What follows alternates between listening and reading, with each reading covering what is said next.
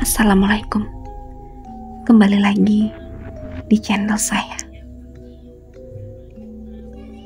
Sebelumnya, yang belum subscribe, tolong subscribe dan aktifkan tanda loncengnya supaya kamu tidak ketinggalan cerita-cerita menarik dari saya.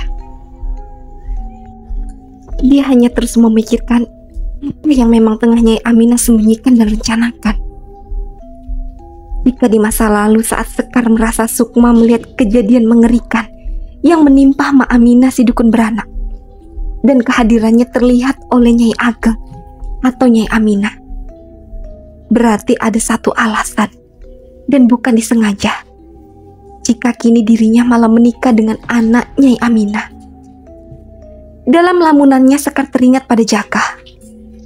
Dia ingin menemui lelaki itu. Ada banyak hal yang ingin dia sampaikan dan tanyakan.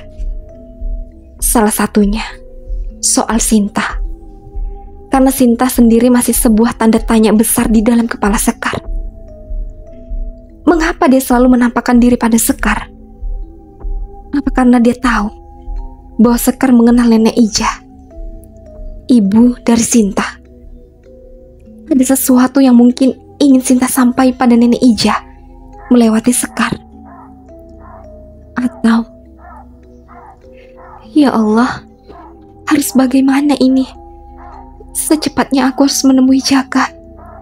Sepertinya dia bisa membantuku berkomunikasi dengan sosok Sinta, ucap Sekar lirih.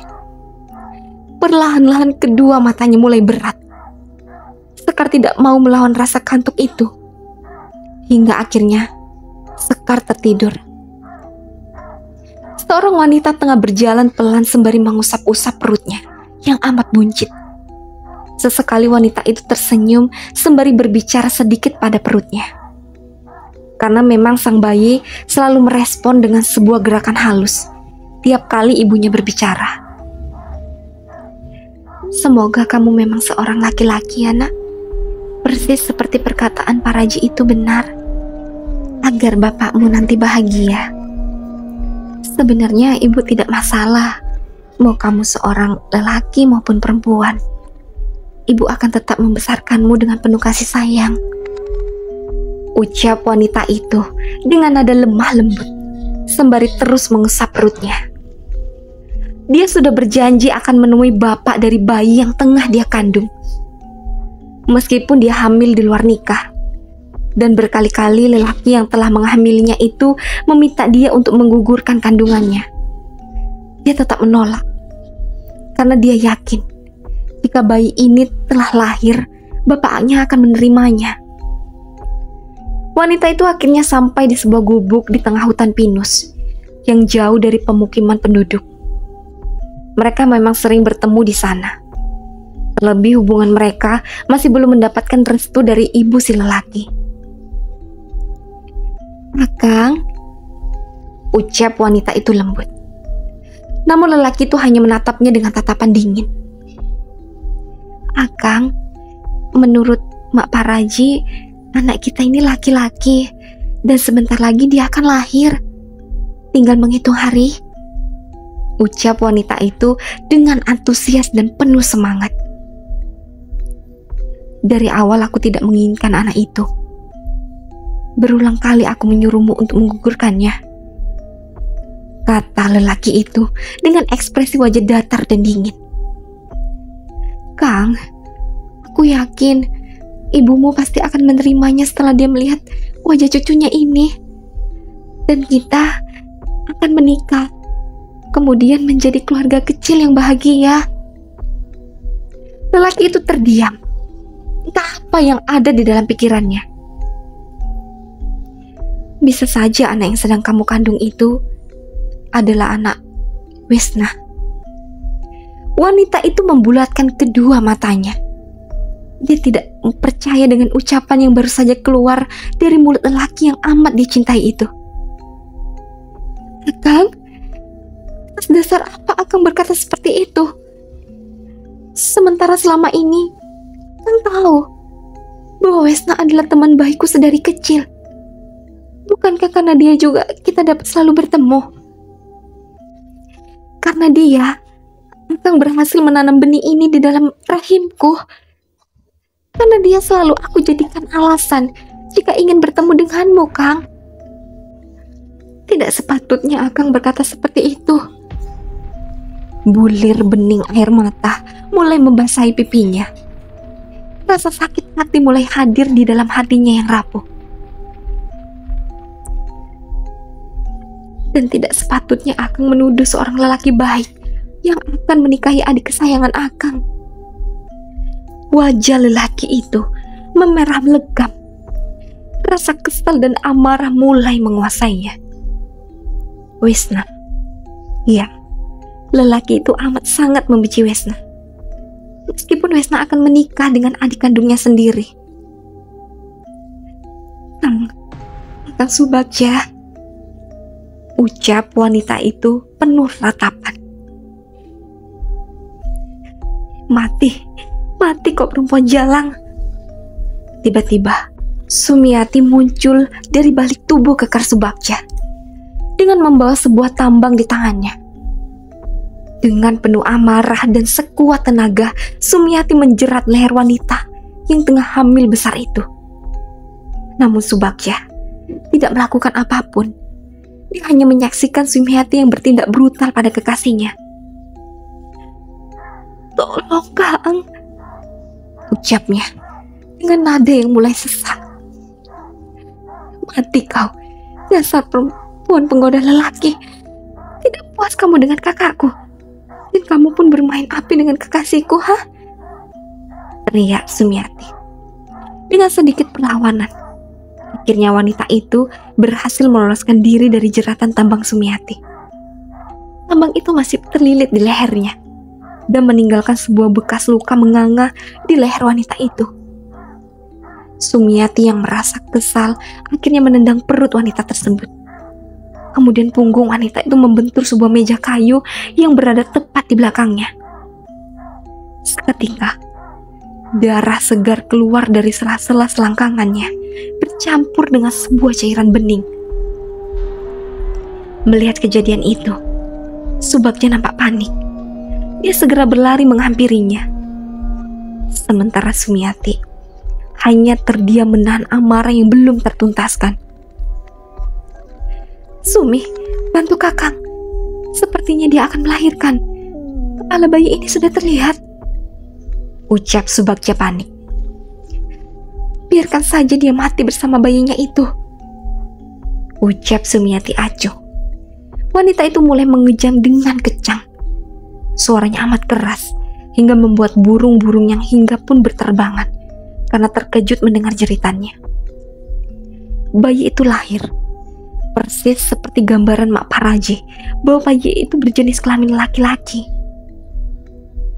Namun sayang, bayi itu tidak menangis dan jantungnya sudah tidak berdetak. Bayi itu telah dilahirkan dengan keadaan meninggal dunia. Kalian telah membunuh anakku," pekik wanita itu. Subagja nampak panik. Dia tidak tahu apa yang harus dia lakukan. "Akang, kamu akan menanggung akibatnya." Sumiati semakin kesal dengan ocehan wanita itu. Dia lantas mengeluarkan sebuah pisau yang memang sudah dia siapkan di balik baju kebaya yang dia pakai. Dengan beringas, Sumiati menyayat wajah wanita yang terduduk dalam keadaan lemah di hadapannya. Wanita itu menjerit hebat. Rasa perih mulai terasa di seluruh wajahnya. "Karena wajah cantikmu ini, kekasihku dan kakakku mencintaimu. Bukan begitu?" ucap Sumiati di akhir tawa yang menyeramkan. Darah bercucuran membasahi baju daster selutut berwarna hijau yang dia kenakan wanita itu. Sementara darah yang keluar dari selangkangannya pun mengucur dengan deras. Sementara Subagja hanya mampu memejamkan matanya sembari menggendong jasad bayi itu dalam pelukannya. Dia tidak bisa melarang Sumiati, karena pada dasarnya memang Sumiati memiliki sebuah gangguan jiwa dan ambisi yang besar, layaknya seorang psikopat. Bisa-bisa Subagja pun juga akan dibunuh olehnya. Kang, aku akan terus membawaku dan mencintaiku sampai kapanpun, ucap wanita itu dengan nada parau dan lemas. Dia menggunakan seluruh tenaganya untuk melontarkan kalimat terakhir. Hingga akhirnya wanita itu nampak sudah tidak bergerak dan bernafas. Namun Sumiati masih belum puas dengan aksinya. Hingga akhirnya Sumiati mencukil salah satu mata milik wanita itu. Mata ini yang sudah gatal, tidak bisa melihat lelaki tampan sedikit, langsung direbut. Sekarang kau tidak memiliki mata yang utuh, bukan? Jadi kamu sudah tidak bisa sembarangan lagi melihat lelaki milik orang lain. Dasar perempuan jalang, ucap Sumiati dengan nada lantang dan geram. Tugasku sudah selesai. Sekarang giliran tugasmu menguburkan jasad wanita ini dan juga bayi itu. Aku akan pulang dan berkata pada ibu bahwa aku sudah membunuh wanita sialan ini, ucap Sumiati puas. Dia lantas pergi begitu saja. Sementara Subagja tetap terpaku. Air matanya bercucuran. Memang dia dan Sumiati berniat membunuh wanita itu atas titah dari ibu mereka, Nyai Aminah. Namun bukan dengan cara mengenaskan seperti ini. Maafkan Akang. Maafkan Akang, Sinta, ucap Subagja dengan nada terisak. Subagja lantas mengambil selembar kain panjang. Dia berniat menggendong jasad bayi yang memang adalah anak kandungnya itu. Dia tidak ingin jasad bayi itu dikubur satu lubang dengan Sinta. Tidak jauh di belakang gubuk telah tersedia sebuah lubang yang cukup dalam. Lubang itu sebelumnya memang sudah disiapkan oleh beberapa orang anak buah Nyai Aminah. Pembunuhan itu memang sudah direncanakan dengan matang. Nyai Aminah adalah otak dan dalang di balik pembunuhan sadis itu. Namun Sumiati membuatnya menjadi lebih mengerikan. Nyai Aminah hanya menginginkan Sumiati maupun Subagja membunuh Sinta dengan cara yang cepat dan tidak menyakitkan. Tapi Sumiati justru menyiksa Sinta, dan bahkan kematiannya pun tidak disengaja. Sinta melahirkan sebab kehabisan darah saat melahirkan secara spontan setelah Sumiati menendang perutnya. Subagja menyeret jenazah Sinta yang sudah terbujur kaku. Darah mengotori dress berwarna hijau yang Sinta kenakan. Setelah sampai di lubang itu, Subagja segera melempar jenazah Sinta ke dalamnya. Maafkan Akang, Sinta. Akang berjanji akan selalu merawat dan memperhatikan ibumu yang kini hanya tinggal sebatang kara. Kamu boleh tetap ikut bersamaku, sayang. Aku akan tetap mencintaimu. Bahkan dengan rupamu yang seperti itu pun malah semakin membuat aku mencintaimu, ucap Subagja sembari menatap wajah Sinta yang penuh dengan luka sayatan bercucuran darah itu, dan membuat siapapun yang melihatnya sedikit ngeri. Hanya Subagja yang masih betah, bahkan semakin mengagumi wajah Sinta. Sebenarnya Subagja tidak berbeda sikap dengan Sumiati, adiknya. Hanya saja Subagja tidak akan berani jika sampai harus membunuh orang atau bahkan melakukan penyiksaan seperti yang dilakukan Sumiati. Perlahan-lahan Subagja mulai menutup lubang yang terdapat jasad Sinta di dalamnya. Mata Sinta yang kini hanya tinggal tersisa satu nampak terbelalak menatap tajam pada Subagja. Namun Subagja hanya tersenyum kecut melihat tatapan mengerikan itu. Saat lubang sudah tertutup setengah, Subagja turun ke dalam lubang itu untuk menginjak-injak tanah agar menjadi padat dan mampu menyembunyikan aroma amis maupun busuk yang mulai keluar dari tubuh Sinta. Saat dirinya fokus pada tanah yang tengah dia injak, sebuah kaki pucat berlumuran darah nampak berdiri di atas lubang.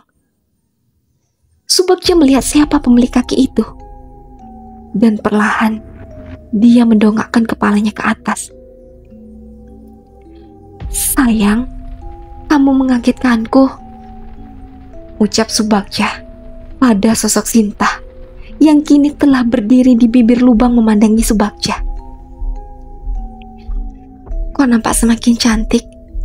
Kau mau ikut bersamaku?" "Tentu boleh, sayang. Mari kita kuburkan putra kesayangan kita ini. Namun aku tidak ingin jika dia dikuburkan bersamamu. Dia adalah anakku. Dia harus dikubur di pemakaman keluargaku," ucap Subagja kembali, sembari mengelus wajah bayi laki-laki yang mirip dengannya itu. Meskipun wajah bayi itu mulai membiru. Setelah mendengarkan perkataan dari Subagja, tiba-tiba sosok Sinta menghilang begitu saja. Tawa Subagja melengking memecah kesunyian malam kala itu. Dengan pakaian yang kotor oleh tanah merah dan noda darah, Subagja berjalan gontai, sembari menggendong jasad seorang bayi dalam pelukannya. Dia menuju kebun belakang rumah Nyai Aminah, di mana pemakaman keluarga berada di sana. Subagja menggali tanah di salah satu tempat paling pojok di dekat sebuah pohon asem yang besar dan tinggi menjulang. Subagja menggali dengan perlengkapan seadanya, hanya sebuah linggis dan cangkul kecil. Akhirnya, sebuah lubang dalam 1 meter berhasil digali oleh Subagja. Dia lantas membungkus jasad itu dengan sebuah kain batik yang memang Subagja gunakan untuk menggendongnya. "Maafkan Bapak, Neng. Kamu mirip sekali denganku.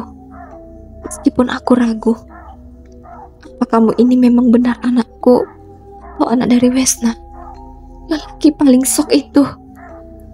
ucap Subagja sembari menatap wajah jasad bayi itu. Ekspresi wajahnya berubah-ubah.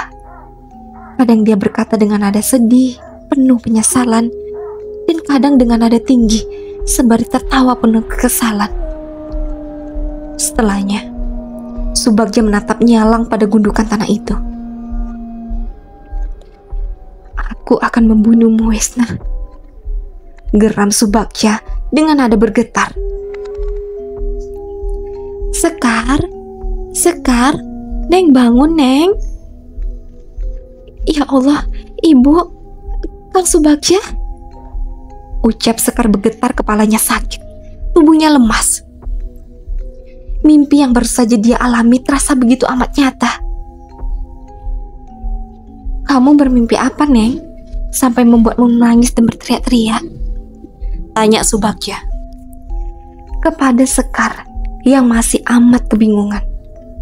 Sementara Nyai Aminah pun terlihat begitu bingung.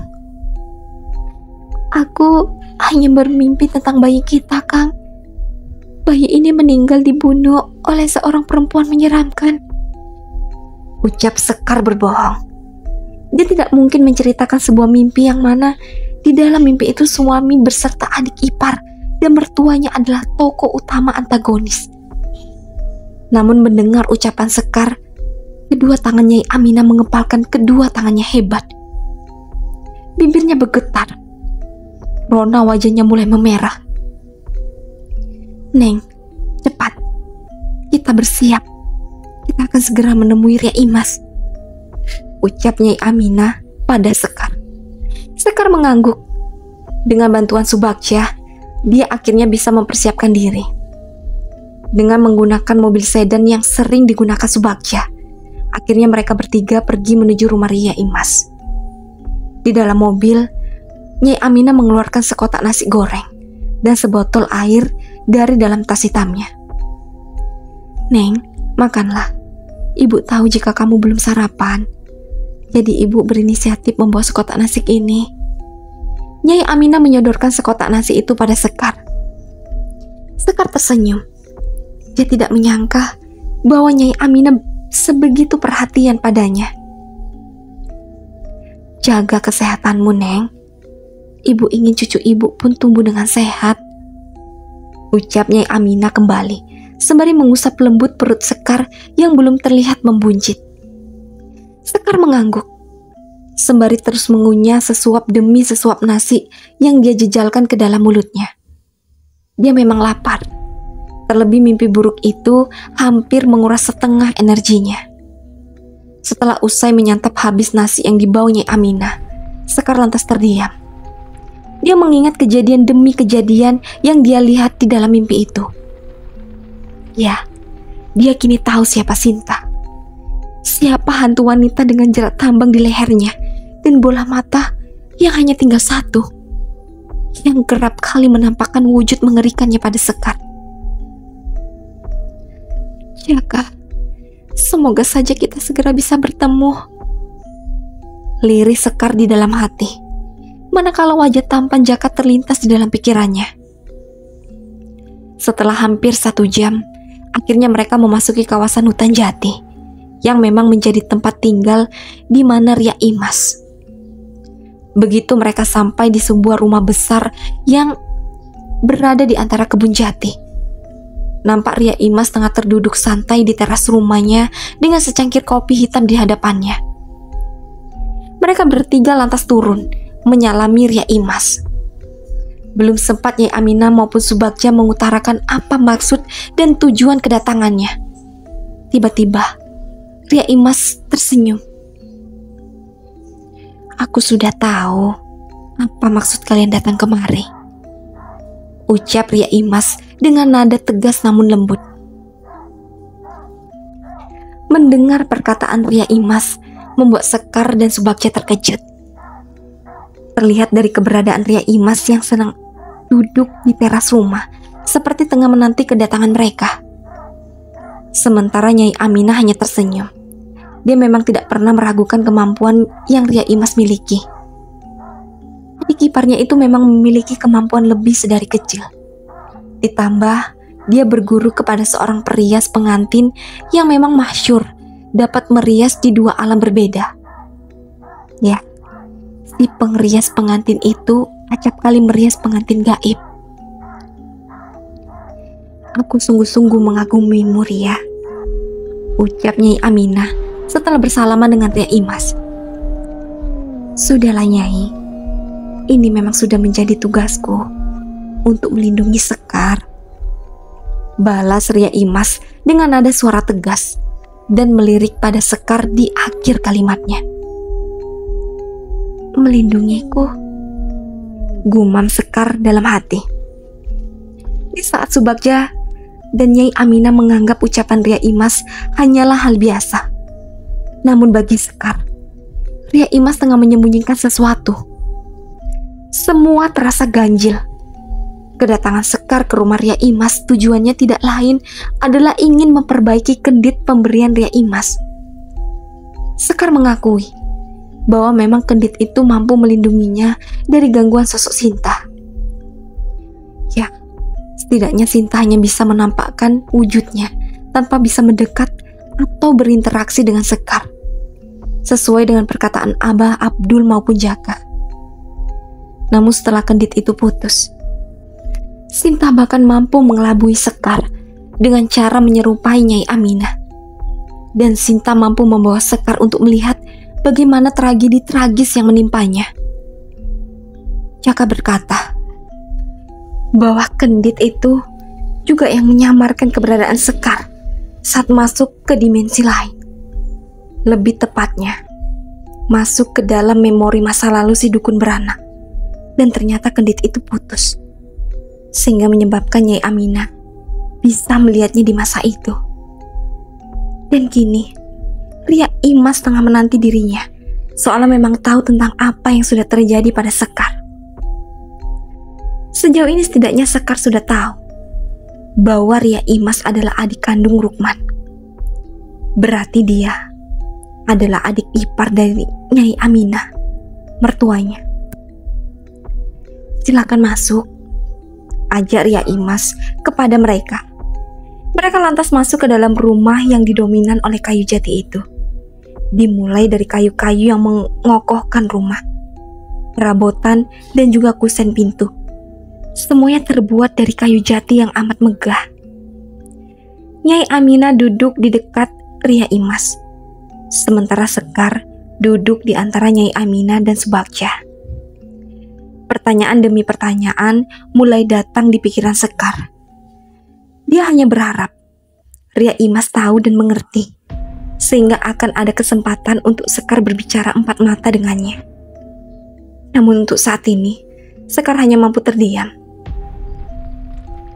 "Mana kendit itu?"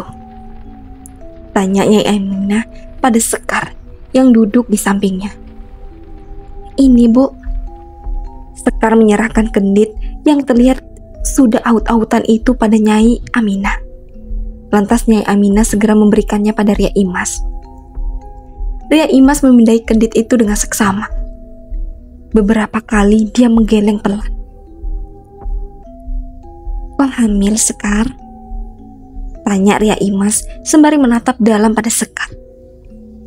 Sekar hanya mengangguk pelan, sementara Nyai Aminah tersenyum di sisinya. "Pantas saja, kendit ini hanya aku peruntukkan untuk satu orang. Janin di dalam kandunganmu tidak terjangkau, sehingga membuat kendit ini tidak bisa bertahan. Apa setan itu mencelakaimu?" "Tidak, Ria," ucap Sekar gugup. "Tidak bagaimana, Neng? Kamu hanya beruntung. Andaikan saat itu kamu tidak pergi meninggalkannya ke dalam kamar, mungkin dia sudah membunuhmu beserta bayi yang tengah kamu kandung," ucap Nyai Aminah berapi-api. Rupanya kekesalan dan dendamnya pada Sinta bukanlah hal yang main-main. "Ya sudah, yang terpenting sekarang keadaan Sekar baik. Aku harus membuatkan kendit baru yang bisa melindungi Sekar dan juga bayi di dalam perutnya. Sekar, mari ikut denganku. Salah satu kendit itu harus ditanam dalam tubuhmu," ucap Ria Imas. Nyai Aminah memegangi tangan Sekar. Dia sadar menantunya itu ragu jika harus ikut dengan Ria Imas. Nyai Aminah lantas mengangguk pelan, sebagai isyarat pada Sekar untuk percaya dan ikut bersama Ria Imas. Namun sebenarnya Sekar amat senang, karena akhirnya dia akan hanya berdua dengan Ria Imas.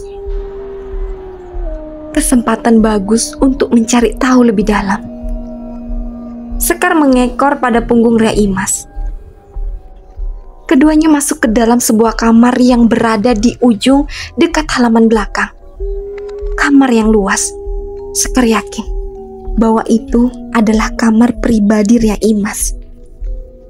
Ria Imas lantas mengunci pintu dan kemudian merapalkan sesuatu dan mengusapkannya pada kedua daun pintu itu. Sekar hanya terdiam melihat apa yang sedang dilakukan Ria Imas. "Aku menghalangi pintu ini agar mata terawangan Nyai Aminah tidak dapat melihatnya," saut Ria Imas yang seolah tahu apa isi kepala Sekar. "Ria, aku..." "Ya Sekar, aku sudah tahu," ucap Ria Imas tiba-tiba memotong ucapan Sekar. "Kedatanganmu di dalam keluarga Aminah memang sudah aku tunggu. Kejadian-kejadian yang kamu alami sudah aku prediksi sebelumnya. Ini memang sudah digariskan oleh Gusti Pangeran. Tapi Ria, aku tidak mengerti," ucap Sekar bingung. Ria Imas tersenyum dan berjalan menghampiri Sekar yang tengah duduk di sofa. "Sekar, keberadaanmu di masa lalu saat kamu mengintip memori dari si dukun beranak itu, kamu sudah dilihat oleh Nyai Aminah. Bukan tanpa sebab jika kendi pemberianku terputus di sana dan membuat kamu dapat dilihat oleh Nyai Aminah. Oleh sebab itu, dia mati-matian mencarimu di masa ini. Namun aku sendiri tidak merasakan bahwa Nyai Aminah tahu jika kamu adalah cicit dari dukun beranak yang bisa mengalahkannya." Sekar terdiam. Dia menunduk lemas jika mengingat asal-usul ayahnya Bagus. Kukira Kang Subagja menikahiku memang karena cinta. Tapi ternyata bahkan dia masih mencintai Sita, Ria. Ucap Sekar dengan suara yang mulai terisak. Ria Imas lantas merangkul pundak Sekar. Dengan harapan rangkulan itu akan menenangkan hati Sekar. Sekar, kau lupa ayahmu adalah anak dari perselingkuhan Narti dan Rukman. Dan aku yakin bahwa kamu juga sudah tahu jika aku adalah adik kandung dari Rukman. Aku ini bibimu, Sekar. Dek. Ucapan Ria Imas sontak saja membuat kedua bola mata Sekar membulat. Dia lupa akan fakta itu. Berarti memang benar ucapan Ria Imas jika dirinya bertugas melindungi Sekar. Maafkan aku, Bi. Tangis Sekar pecah di dalam pelukan Ria Imas. Ria Imas merasa lega. Memang ini yang diharapkan. Sekar, aku ingin kamu membalaskan dendamku. Dendam atas kematian Akang Rukman. Nyai Aminah yang membunuhnya. Sebelum akhirnya dia menikah kembali dengan Adiwastra. Yang masih penasaran, lanjut ke part selanjutnya. Dan jangan lupa aktifkan tanda loncengnya dan subscribe. Assalamualaikum.